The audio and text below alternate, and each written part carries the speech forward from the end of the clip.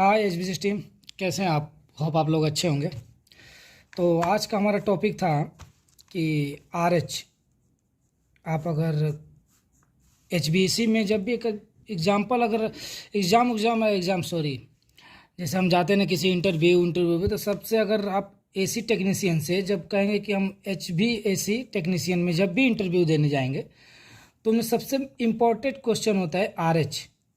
RH होता क्या है और इसको हम कैसे कंट्रोल करते हैं, आज इसके बारे में हम जानेंगे। ठीक है, तो उससे पहले आरएच क्या होता है? एक रिलेटिव ह्यूमिडिटी जिसको बोलते हैं। जैसे अभी मान लीजिए गर्मी का मौसम है। गर्मी के मौसम में आप देखेंगे कि गर्मी बहुत ज़्यादा हो जाती है और हमारे जो स्किन जो है कि ऐसे रूखे पड़ने लगते हैं, फटने लगते हैं। क्यों? क्योंकि उस समय गर्मी के मौसम में जो है कि आरएच जो है कि हवा में जो नमी होती है, मतलब हवा जो है उसमें जितना पानी हम मॉइस्चराइज़र है उसको आरएच करते हैं। जैसे 1 केजी हवा है तो उसमें 50% वाटर और 50% वेपर है, तो हम इसमें और 50% और जो है कि हम मॉइस्चर यूज कर सकते हैं, उसको आरएच बोलते हैं। मतलब हवा में जो पानी की नमी है उसको हम आरएच बोलते हैं। तो गर्मी के मौसम में आप देखते हैं कि कभी कभी हमारा त्वचा रूखा होने लगता है। क्यों? क्योंकि उसमें आरएच बहुत कम हो जाता है। तो जो जो हवा है हमारे, जैसे पसीने उसीने होने लगते हैं, तो जो पसीना है उसको जो हवा एब्जॉर्ब करने लगता है, सूखने लगता है, पसीना बहुत जल्दी सूखता है। उसी तरह सेम देखेंगे आप, तो जब सूखने लगता है तो उसमें क्या होता है कि जो बॉडी पे हमारी नमी रहती है उसको जो हवा अब्जॉर्ब करके अपने अंदर ले लेते हैं। इसलिए जो कि स्किन जो रुखर होने लगती है, फटने लगती है, तो हम लोग मॉइस्चराइज़र क्रीम लगाते हैं। सेम उसी तरह मानसून में क्या होता है? मानसून में आप देखेंगे कि पसीना बहुत ज़्यादा हो रहा है, लेकिन कितना वो पंखा वंखा चल रहा है तो पसीना हो रहा है लेकिन सूख नहीं रहा है। क्यों? क्योंकि मानसून में जो है कि आरएच बहुत ज़्यादा हो जाता है। इसलिए वो हवा में पहले से नमी इतना ज़्यादा है कि आपके पसीना को अब्जॉर्ब नहीं करता है, इसलिए बहुत पसीना होता है और वो सूखता नहीं है। तो आप होप आपको समझ में आया हो कि आरएच क्या होता है। आरएच सीधा सिंपल एक फंडा है कि आप आरएच जो हवा में जितना नम ऐड कर सकते हैं, समझिए आरएच बहुत कम है इसलिए नम में हो रहा है। मतलब हवा में जो नमी है उसी को जो है कि हम आरएच बोलते हैं। तो उस आरएच के कैसे उसको हम कंट्रोल करते हैं, जैसे हमारे पास कुछ डाटा मैंने लिख रखा है। देखिए, क्लाइमेट डाटा समर के टाइम में जो होता है कि dry wet well temperature, summer मतलब गर्मी में देखेंगे आपकी 40 डिग्री 53 डिग्री सेल्सियस हो जाता है और वेट वेल टेम्परेचर बहुत कम रहता है। और आरएच देखेंगे 20% आरएच रहेगा समर के मौसम में।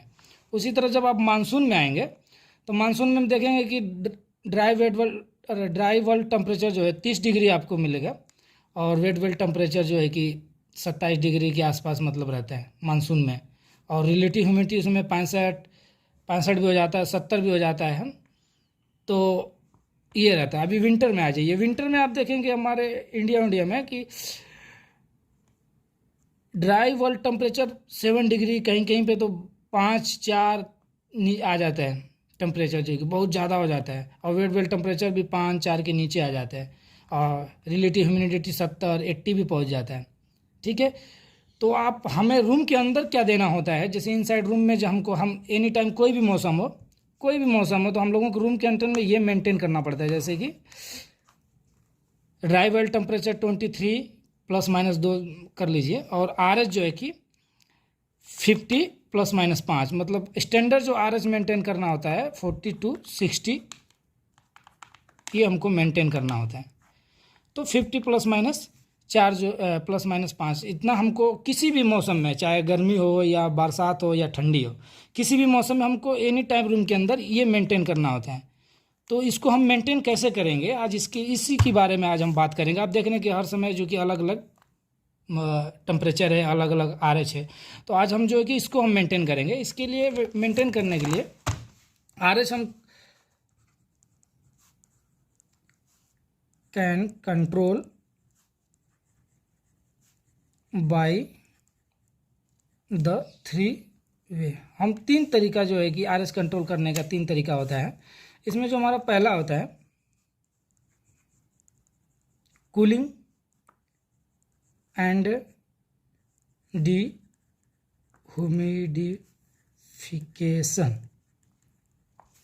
दूसरा हम है कूलिंग डिह्यूमिडिफिकेशन humidification and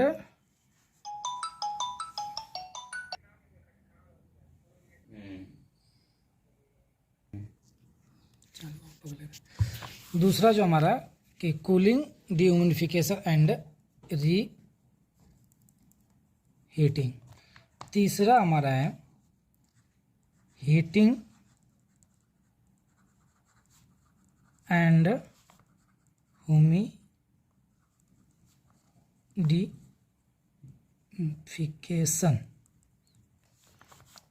तो देखिए ये तीन जो प्रक्रिया है, प्रकार है, इस तीनों से जो है कि हम आरएच तीनों मौसम में जो है कि हम कंट्रोल करते हैं। तो अभी इसके एक एक के बारे में हम डिटेल करते हैं कि ये कैसे काम करते हैं। देखिए पहला जो है कुछ हमने ये एचयू बना रखा है, इस पर थोड़ा ध्यान दीजिए। देखिए जो कूलिंग एंड डिह्यूमिडिफिकेशन, अभी इसमें क्या होता है, जो पहला मेथड है इसमें ये एक एचयू है, ये ब्लोअर हमने बना रखा है और ये कूलिंग कॉइल है। तो हमने अभी आपको जैसे बताया कि समर के मौसम में कितना, देखिए इधर देखिए समर के मौसम में देखिए कितना हमारा टेम्परेचर है 45 और वेट वेल टेम्परेचर कितना है 24। तो हमको क्या करना है, इसको जो है कि कम करना है। इस टेम्परेचर को हम कम करेंगे, इसके करीब लेके आएंगे, 2 से 3 डिग्री का डिफरेंस रखेंगे तो हमारा जो है कि आरएच मेंटेन है। तब उसमें हम क्या करते हैं, जिसकी 45 डिग्री जब एयर हमारा आएगा एटमॉस्फेयर से तो ये कूलिंग कॉइल पे जाएगा। जब कूलिंग कॉइल पे जाएगा तो कूलिंग को जब हम डिज़ाइन करते हैं तो इसको सेचुरेशन ऐसा डिज़ाइन किया जाता है कि ये एयर जो सेचुरेशन टेम्परेचर तक जाए। तो जब हम एयर को सेचुरेशन टेम्परेचर तक करेंगे तो ये पूरा कंडेंसेशन हो जाएगा और यहाँ से जो मॉइस्चर निकल जाएगा, फिर ये जो एयर इस पर कूलिंग पे टच होगा तो इसका कितना टेम्परेचर हो जाएगा 12-13 या ये से आपको 10-12 टेम्परेचर कूलिंग कॉइल से जब बाहर होगा तो निकलेगा। तो इसमें आरएच जो है कि 95, मतलब हवा जब इस पर कूलिंग से टच होगा तो इसमें जो हवा है ये इसमें जो भी नमी रहेगा उसको ऑब्जर्व करके 95% 90% जो कि आरएच हो जाते हैं।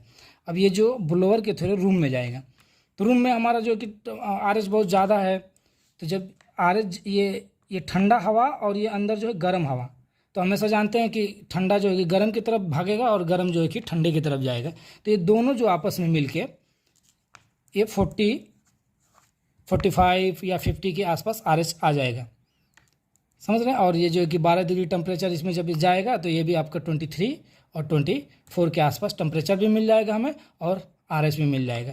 तो ये समर में हमेशा एक नॉर्मल एचयू लगा सकते हैं, जैसे नॉर्मल एचयू कूलिंग कॉइल हो गया, ब्लोअर हो गया, ये नॉर्मल एचयू हो गया, जो समर के लिए ये काफ़ी है इतना।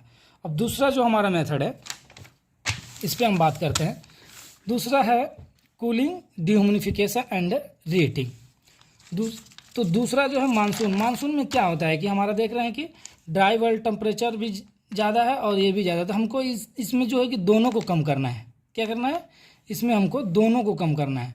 और क्योंकि ये दोनों कम करेंगे तभी जो है कि हमारा आरएच कम होगा। आरएच देख रहे हैं 65-70 हो जाता है मानसून में, तो हमको लाना कितना है 40 और 60 के बीच में लाना है। तो इसको हम कैसे इसको जैसे कैसे करते हैं, अभी देखिए जो मानसून का जो हवा है 35 या 30 डिग्री सेल्सियस आता है और यहाँ पे कूलिंग कॉइल और दूसरा ये हीट, किसी एचयू में देखेंगे हीटर भी लगा रहता है और चाहे हीटिंग कॉइल।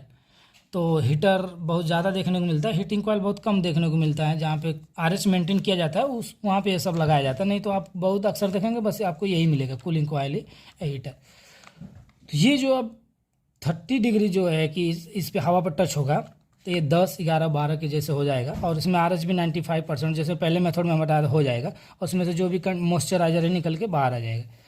अब इसको क्या हम करते हैं कि इसको थोड़ा सा सेंसिबल हीट प्रोवाइड करते हैं, इस हवा को हीट प्रोवाइड करते हैं क्योंकि ड्राई वेल टेम्परेचर को थोड़ा बढ़ाएंगे।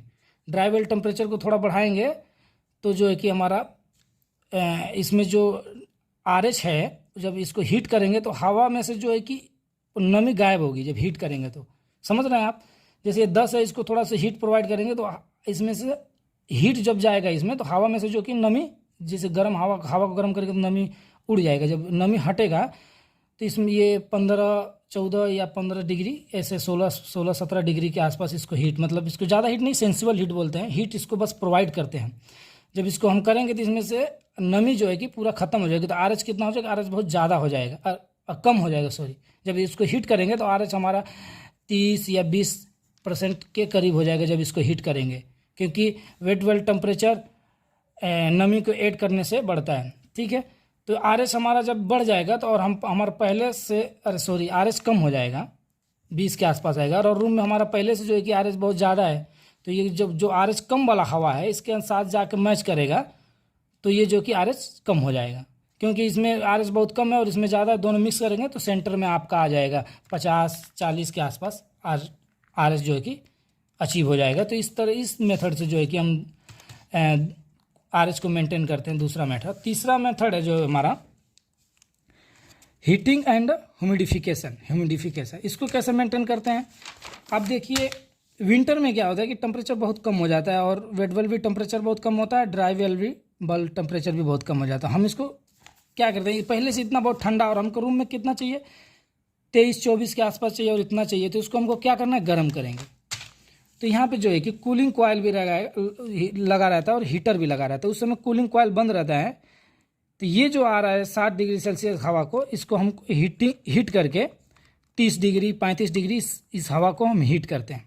जब हीट इसको हम करेंगे तो इसमें क्या होगी, RH बहुत कम हो जाएगा, 20-15% RH हो जाएगा जब हीट करेंगे तो, क्योंकि हीट करने से वेट वेल टेम्परेचर मॉइस्चराइजर उसमें जो हवा का है ख़त्म हो जाता है, एकदम सूखा हवा हो जाएगा, तो RH बहुत कम हो जाएगा। तो अब उसमें हम क्या करते हैं, ह्यूमिडिफायर लगाते हैं। ह्यूमिडिफायर का क्या काम होता है कि जैसे पानी स्प्रिंग करता है ना, जैसे ऐसे ग्लास साफ करने वाला देखें, ऐसे दबाने के बाद ऐसे कैसे पानी स्प्रे करता है, उसी तरह जो है कि नोजल के थ्रू पानी जो है कि हम इसमें प्रोवाइड करते हैं। तो ये जब पानी जो फुवारे की तरह जाएगा तो हवा में बहुत तेज़ी से मिक्स होगा। किसी में आप देखेंगे ये नहीं लगा रहेगा, स्टीम लगा रहता है। स्टीम मतलब पानी जैसे हम उबालते हैं तो कैसे भाप बन के उड़ता है, उसी तरह जो है कि वो स्टीम लगा रहता है। वो स्टीम क्या होता है, पानी को पूरा भाप बन के उड़ाता है। जो भाप होता है हवा में बहुत तेज़ी से मिक्स होता है।